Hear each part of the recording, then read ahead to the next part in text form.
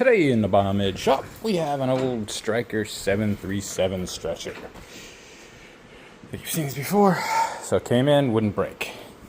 I've already taken it apart, so I can't simulate. But what was happening was you're pushing down on the brake, and this would not budge. All right. Well, first thing, there's only 3 points that would block that, other than the pedal itself. Anyway, you've got this connection here. See right here?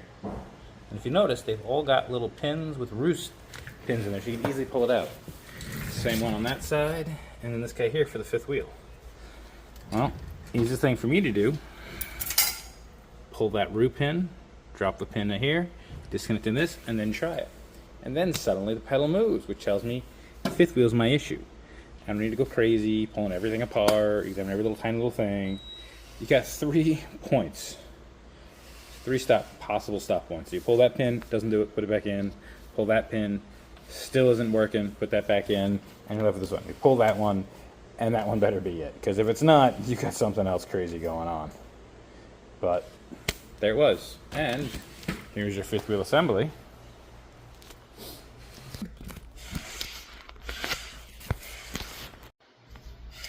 So here's your fifth wheel, up with steering. So what we got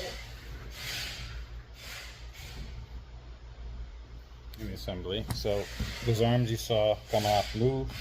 They push this piece, which turns. So on all this, yada yada yada. And this is what physically moves the fifth wheel down. See the bottom here? This pushes on this little ball right there, and the whole wheel goes down. And that's what holds it in place until you disengage. So this wasn't moving. Why was it not moving?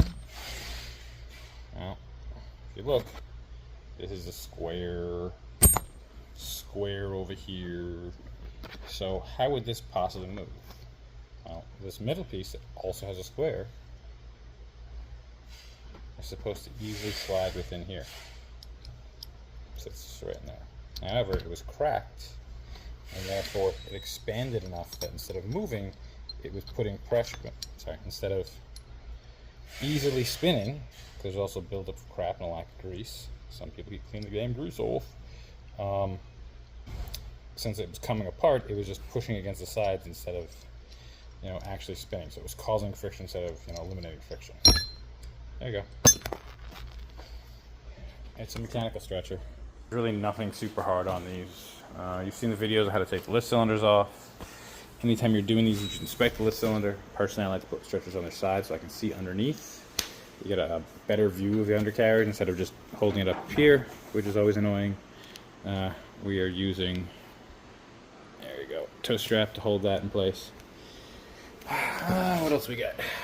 See this white component here? This wears out. It's just plastic. Those have to get fixed. These brake rings that nobody seems to want to make. I thought years ago we could do something where I could dip it in some rubber we got from Granger and redo it, but I left that job before we started doing it. I don't know if my boy took care of that or not. Back at good old Bronx Lib. Anyway, another thing I found is you could take this whole brake ring out and bend it very slightly up here so that these are pushing down the wheels just a little bit more. And that worked without having to go crazy. Some of the other models, there's adjustments you can make, but this one doesn't have that. What else we got? So brake cylinders, I like to look underneath for oil. Look on top, up here if you see any oil residue. Often I find these caps are loose, especially when it's been refurbished and somebody just went with their torque specs and forgets it's aluminum, it's going to wear out, or their torque specs didn't work out, or they don't know how to do torquing. Anyway, bolts, you've seen how to pull those off. They're gas springs that lift the back up. There's a little bit of oil inside these gas springs. It's usually like an argon gas. I might even say it down there somewhere, but it's for another video. And there's a little bit of oil to help this rod move a little bit easier. So if you see the oil coming up here, it means the sealant here is blown. It's time to replace the gas springs. And you should replace these in pairs.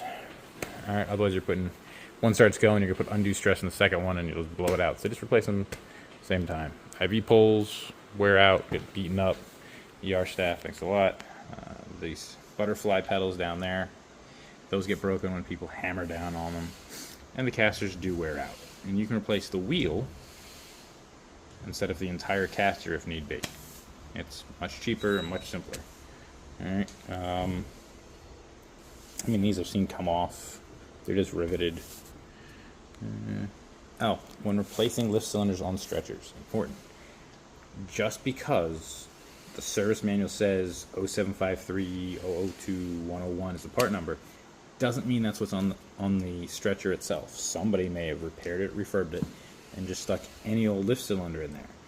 Doesn't really matter what lift cylinders you got, as long as they match, because every lift cylinder is differently, and they will move at a different rate. They will go up a little bit higher or not go as high. They have a different stroke length, so you just have to match them. So the easiest thing to do is pick up this apron here and look for that part number. See, look, this is an 0753 002 070. If I put a 101, this thing will be raising to different heights, and you know some doctor's going to bitch and complain about it. Side rails.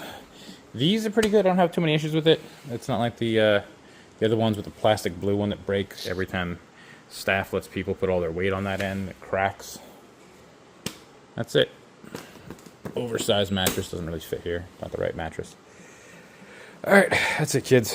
Good luck out there.